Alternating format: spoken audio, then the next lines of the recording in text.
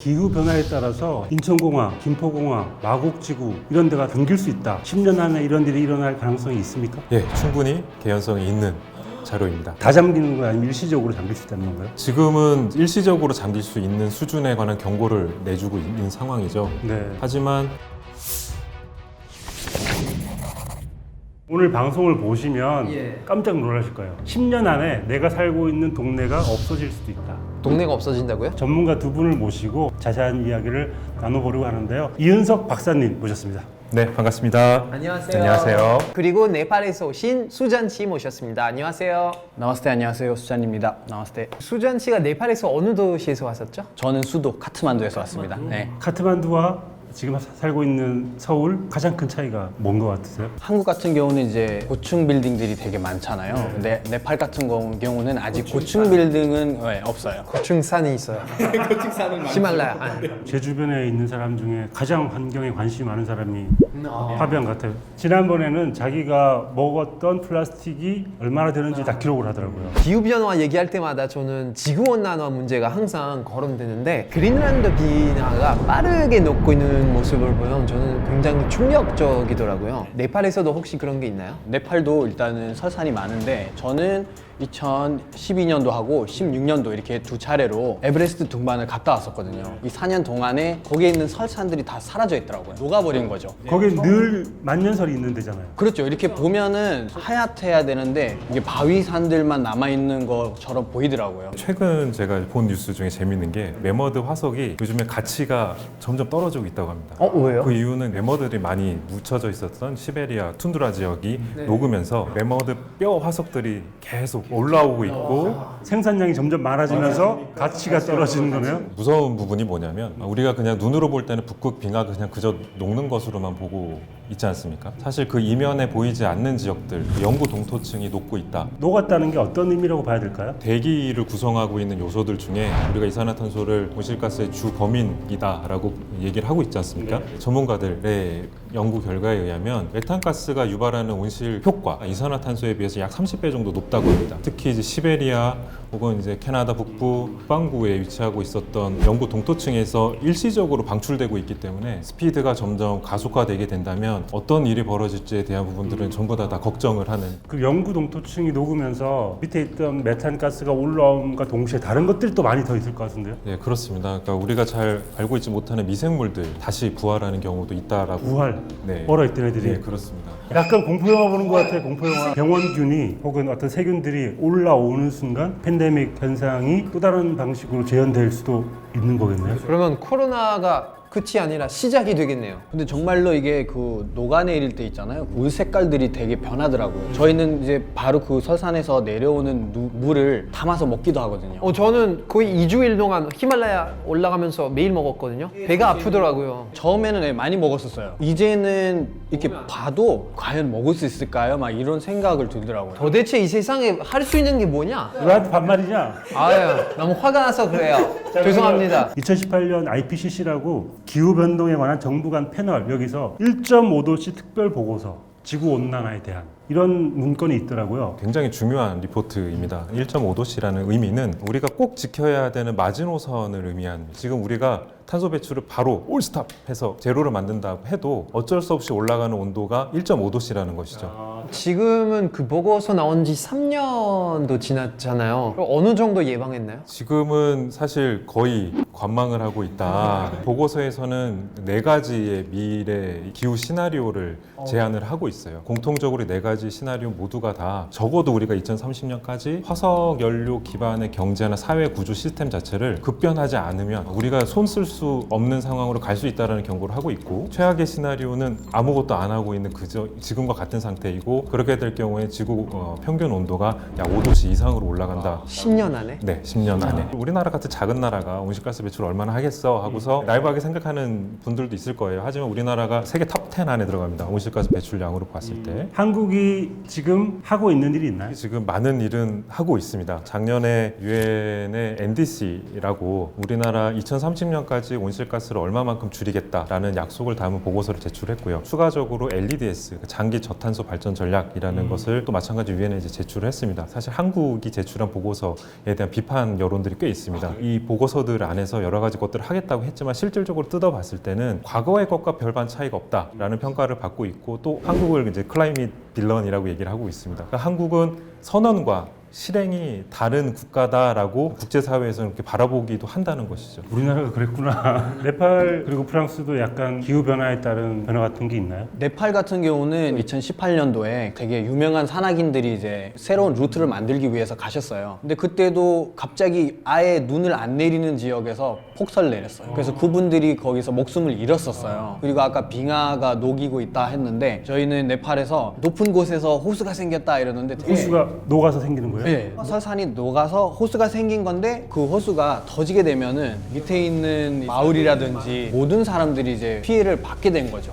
오랜만에 여름에 프랑스 갔었거든요. 보통 뭐 반팔 입고 뭐 반바지 입고 그러는데 패딩 입고 갔습니다. 프랑스에 8월, 분명히 8월은 정말 아이스크림 먹고 싶고 막 되게 더운 시절인데도 패딩을 입고 다녔고, 그 한 달 뒤에 세느강이 이제 침수가 돼서 난리도 아니었어요. 그것도 9월이었거든요. 패딩을 입고 다녔어요? 10월에 다시 갔는데 굉장히 여름처럼 느껴지면서 아, 이게 심각하구나. 제가 어떤 영상 봤는데요. 기후 변화에 따라서 해안선이 올라가고 인천공항, 김포공항, 마곡지구 이런 데가 붕길 수 있다. 이런 뉴스가 있더라고요. 10년 안에 이런 일이 일어날 가능성이 있습니까? 예, 충분히 개연성이 있는 자료입니다. 그럼 외국인들이 어떻게 와요, 한국에? 도시를 구성하고 있는 재료 대표적으로 뭐라고 생각하시나요? 콘크리트. 저는 깜짝 놀랐던 게 경복궁에는 나무 냄새도 날 것 같은데 시멘트예요. 헐. 그러니까 우리나라는 한국전쟁이라는 전쟁을 치르면서 많은 건물들이 없어졌어요. 그러다 보니까 빨리 지어질 수 있고 튼튼한 건물을 많이 짓기 위해서는 콘크리트하고 아스팔트를 많이 쓸 수밖에 없게 됐던 거죠.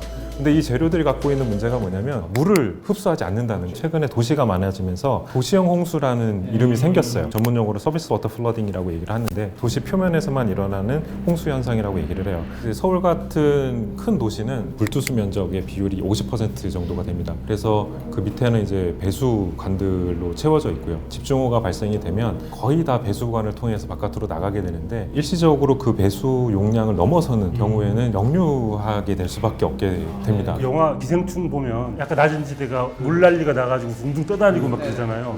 그런 것도 약간 그런. 그렇죠. 산까지 올라가 있는 개발, 그러니까 즉 불투수면이 높은 지역까지 올라가 있는 경우에 기생충처럼 네. 반지하에 사시는 분들이 직접적인 피해를 입을 수가 있다는 거죠. 물투수상 말고 다른 문제가 있을까요? 추가적으로 또 열에 관한 문제를 같이 갖고 있어요. 굉장히 고층 빌딩들이 도심에 많이 모여 있지 않습니까? 우리가 실내에서 시원하게 생활하기 위해서 에어컨을 설치를 하고요. 에어컨에는 반드시 뭐가 달려 있냐면 실외기가 달려 있어요. 도심 지역이 다른 지역보다 굉장히 좀 온도가 높게 되는 현상이 도시 열섬 현상이라고 얘기를 합니다. 그게 도시 안에서 녹지가 있게 되면 열섬 효과를 상당히 상쇄시킬 수가 있어요. 하지만 이제 도심지 같은 경우에는 높은 건물을 짓는데 필요한 면적이 더 필요하기 때문에 녹지를 가장 최소화시키는 좀 역설적인 일들을 하고 있죠. 우리나라 같은 서해 바다가 조석 간만의 차가 큽니다. 그런 경우에는 해수면 상승에 의해서도 그 조석 간만의 차가 더 높아질 수가 있는 거죠. 그러면 이제 한강 하류 지역이 바닷물 수위가 높아지는 현상이 일어날 수밖에 없고, 자연스럽게 한강으로 나가는 여러 배출들이 막힐 수가 있는 상황이 돼요. 이런 상황에서 갑자기 또 집중호우까지 내려지게 된다면 자연스럽게 아까 말씀드렸던 서비스 워터 플러딩이라든지 침수가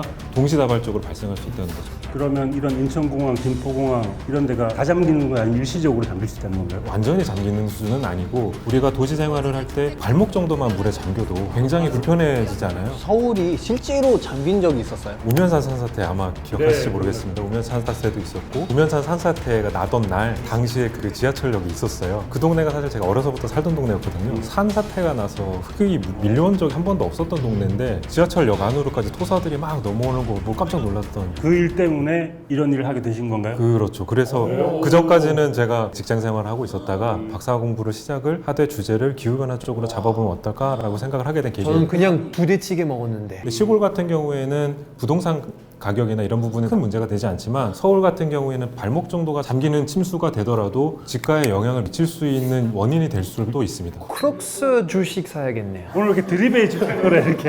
1층에 있는 점포들이 사실 굉장히 비싼 점포들이 많지 않습니까? 그 점포들이 주기적으로나 일시적으로 물에 자주 잠기는 현상들이 발생이 된다고 하면 당연히 임대가에 영향을 주게 되고 건물 가격에도 영향을 안 줄 수가 없는 상황으로 이어질 수가 있습니다. 한국 같은 경우는 이제 전 재산이 부동산이잖아요. 근데 그게 이제 침수된다 하면은 패닉 상태에 들어가는 거잖아요. 건축이나 도시 시스템 안에서 어떤 식으로 바꿔나가야 될까에 대한 고민이 앞으로 필요하다는 거죠. 그러면 현실적으로 침수가 될 만한 지역을 미리 봉쇄를 한다거나 그런 식의 정부가 개입할 수 있는 여지도 충분히 있습니다. 지금 이제 실행하고 있는 정책은 지하 주차장으로 연결이 되는 램프에 차수판을 의무적으로 설치하게끔 하는 제도들이 운영이 되고 있어요. 그래서 홍수가 일어나더라도 지하에 있는 차량들이 피해를 좀 덜 받을 수 있게끔 하는 정책이 지금 이제 시작이 됐고 점점 업그레이드가 되지 않을까 생각을 합니다. 앞으로 이제 우리가 폭염이 잦아질 경우에 있어서는 발코니가 굉장히 좋은 기능을 할 수 있다라는 결과를 얻었어요. 최근에 지어진 아파트들은 다 붙어 있잖아요. 오밀조밀. 발코니를 확장을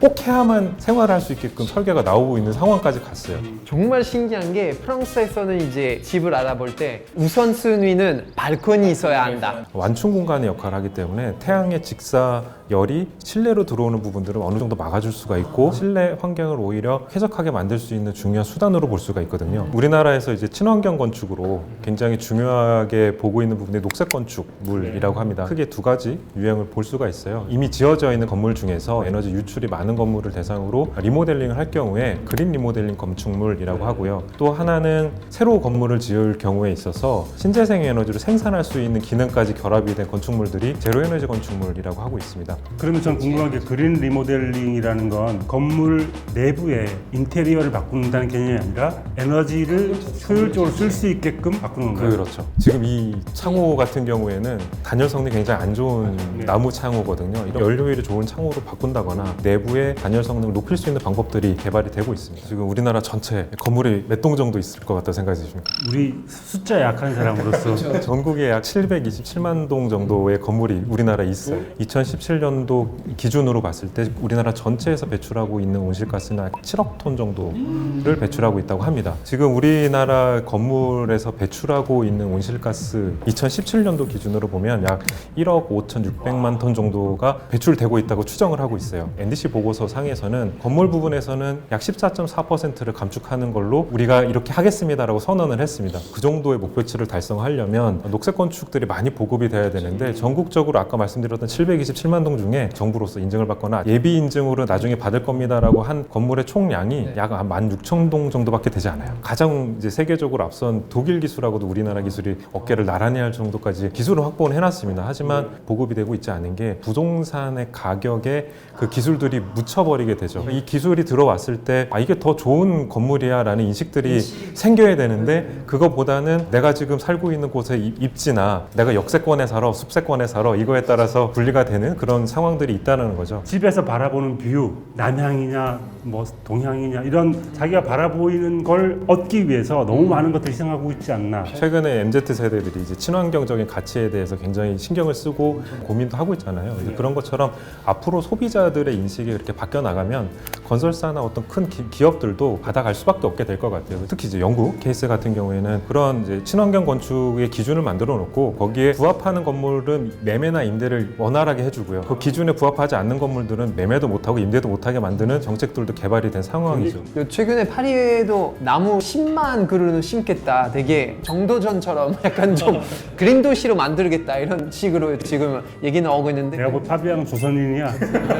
카트만두 같은 경우는 그 옛날 방식으로 건물을 만들게 되면은 지원을 받게 돼 있어요. 사람들도 그냥 인식이 바뀐 거죠. 개개인이 에너지를 뭐 아끼고 플라스틱을 재활용 이런 식의 활동들을 하는 게 큰 힘이 없어 보이잖아요, 늘. 이렇게 생각하시니까 이게 내 생각이 아니라 이런 냉소주의가 어떻게 하면 없어질까? 숙제는 두 가지라고 저는 생각을 합니다. 첫 번째는 적응을 하는 인간으로서의 삶을 좀 추구해 볼 필요가 있고요. 또 두 번째로 온실가스 배출을 최소한 할 수 있는 생활로서 변화를 하나둘씩 가져나가게 된다면 개인이 하는 활동들이 모여서 우리 지구를 살릴 수 있는 방향으로 갈 수 있게 될 거라고 저는 확신합니다.